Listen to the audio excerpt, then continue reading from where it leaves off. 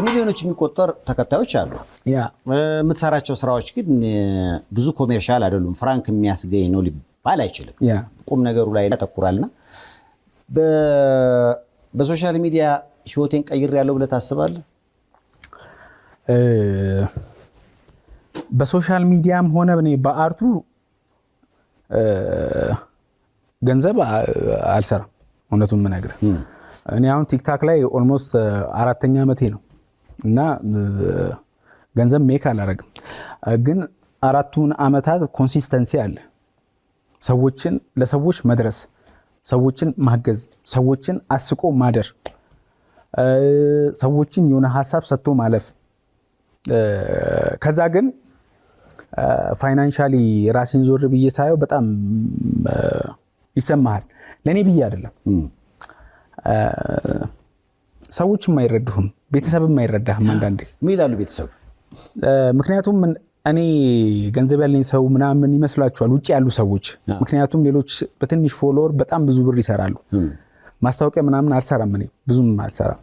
ምክንያቱም የሆነ ቲም አለ ሶሻል ሚዲያው ላይ ህብረት አለ፣ የሆነ ቲም የጌም ቲም አለ፣ አለ።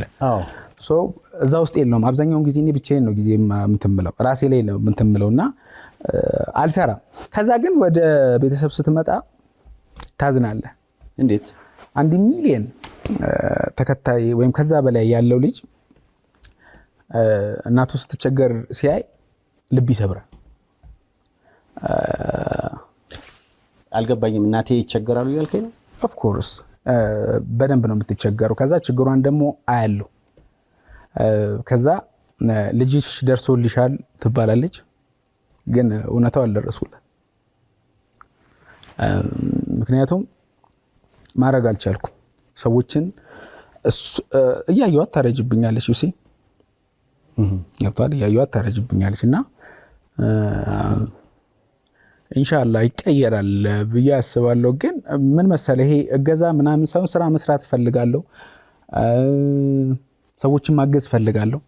የተቸገሩ ሰዎች ጋር መድረስ። በውስጥ በጣም ብዙ ሰው ይጽፍልኛል።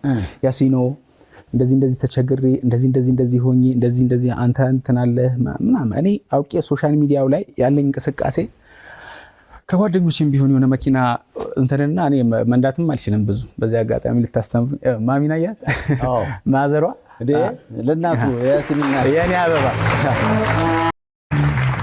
ምን ይላሉ ማዘራው? በቃ እሷ ደስተኛ ነች ታውቃለህ። በቃ ደረስክልኝ ትለኛለች። በምን እንደሚተዳደሩት ምንም ስራ የላትም። ዩሲ ታያለህ፣ በቃ ብዙ ችግሮችን ታያለህ ቤት ውስጥ ምናምን እና ለምንድን ነው የማይቀየረው? መቼ ነው የኔን ጊዜ የምታመጣው? ለምንድን ነው አንደርሬትድ የምታደርገኝ ብዬ በቃ መታየት ያልቻልኩት? ለምንድን ነው መጉላት ያልቻልኩት ብዬ ራሴን ጠይቃለሁ። እና አይ ቲንክ ጊዜው እየደረሰ ነው ኢንሻአላህ። ያው እኮ እየሞከርኩ ነው መጣ። ከዛ እየሞከርኩ ነው። ከዛ ግን እየሞከርኩ ነው ስሰራ በቃ አላህ የሰጠኝ ነው እንጂ እኔ በጣም ብዙ ሺህ ስራዎች እኮ 500 600 ቪዲዮ አለ በገብተህ ብታይ በሚሊዮን የታዩ ግን ምንም ለውጥ አላመጡ። እኔ 1 ሚሊዮን ተከታይ ስገባ ስልክ የለኝም፣ በሰው ስልክ ነው የምቀርጸው። ኧረ ተው። በሰው ስልክ ነው እየቀረጽኩ። ከዛ ሰው አንድ ቀን ይሰጣል፣ በማግስቱ ፊቱን ያጠቁርብሃል። ሌላ ሰው ፈልጋለሁ። ከዛ አንድ ፍሬንድ እንደው ምን አለኝ፣ ያሲኑ ያ ሰው አይፎን አለው ሂድና ተዋወቀው፣ አንተ ጓደኛ ታደርገዋለህ ነገ እንዲቀርጻ። እና ግን ይህን መናገር አልፈልግም፣ ማሳየት አልፈልግም። ምክንያቱም እችላለሁ፣ ቀይረዋለሁ ጊዜው እስኪመጣ። በዛ መንገድ ማለፍ አለብኝ። ፕሮብሌምስ አር ኤ ፊውል ፎር ግሮዝ የሚባል ነገር አረ እንግሊዝኛ እየተካለ በጣም አሪፍ ነው። ችግር ያበረታሃል ማለት ነዳጅ ነው። በቃ ችግር ነዳጅ ነው። በቃ ትክክለኛው ማንነት የምትረዳው ስትቸገር ስታጣ ነው። ሰዎች የሚያስቡ ቦታ ሌላ፣ አንተ ያለህበት ላይፍ ሌላ ሲሆን ትንሽ ደስ አይልም። አሁን ስታንድ አፕ ኮሜዲ ትሰራለህ። ያሲኑን ትመስላለህ እኮ ብለኝ ያውቃል ታክሲ ሰልፍ ላይ። ኧረ ተው። ያሲኑን ትመስላለህ አንተ። መቼም እሱ ከኛ ጋር አይሰለፍ። ኢትዮጵያ ውስጥ በጣም ብዙ ችግር አለ አይደል? ለማን ብዬ ነው ችግር የምናገረው? እኔ መስራት እችላለሁ፣ ወጣት ነኝ፣ አርአያ መሆን አለብኝ፣ ብርቱ ነኝ። መስራት እችላለሁ። ማሰራት የሚችሉት ተቋሞች፣ ካምፓኒዎች ያሰሩኝ፣ እሰራለሁ። ጥሩ አቅም አለኝ፣ አላህ የሰጠኝ ጥበብ አለኝ፣ አልহামዱሊላህ ሰው ፍቅር አለኝ እና እንደሚቀየር አውቃለሁ። ላላፊ ጊዜ ለማይሆን ነገር ማድረግ አልፈልግም። አሁን እኮ መስመር ያስክ ይመስለኛል። ምክንያቱም የመጣበት መንገድ በብዙ ጣውረዶች ውስጥ ያለፈ ነው። እርግጥ ሁሉም ሰው ህልቡ የቤተሰቦቹን ህይወት መጀመሪያ መቀየር ነው። ያንን የምታደርግበት ጊዜ አሁን ነው ብዬ አስባለሁ። አሁን ፕላትፎርሙ በጣም የተመቻቸ ነው። አጫጭር ፊልሞችን እየለቀክ ነው። ጎን ለጎን ደግሞ ሚዲያዎች ላይ አለ ስታንድ አፕ ኮሜዲዎችን ትሰራለህ። በዛ በሚገኘውና ማስታወቂያዎችም ስለሚመጡ በእርግጠኝነት ይመጣሉ 100%። ምክንያቱም ያመንኩት ጌታ ነው እዚህ ያደረሰኝ፣ ነገ ማይሆን ቦታ ጋር እንደሚያደርሰኝ ያውቃል። ይሄ እርግጥ ነው። ያሲን ቦዲ ቢልደር ነው፣ ሲክስ ፓክ አለው ይሉሃል። እውነት ነው? ምክንያቱም ፎቶውን እያየውን በፍጹም ይሄ አንተ አይደለም። አረተው አንዳንድ ሰዎች አለፋህም ለማለት። ቆይ አንድ ጥያቄ፣ ታጠባለህ ወይ? የሚጠባለህ አለ ካለ? አይ በደንብ በቃ የጡት ነው ያየሁት። እኔ ያየ ይሄ በጣም ይሄ እውነት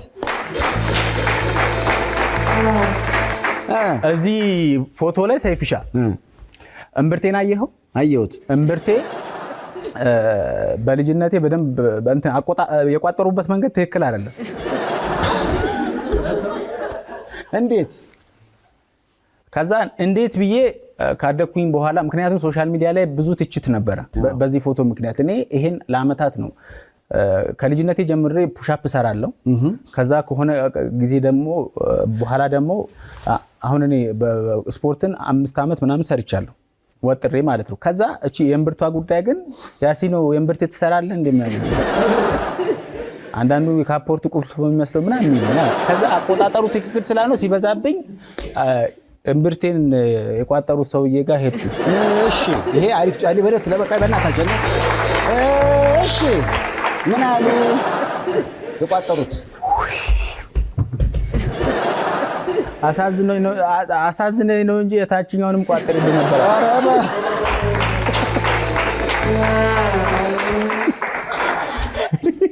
I'm sorry.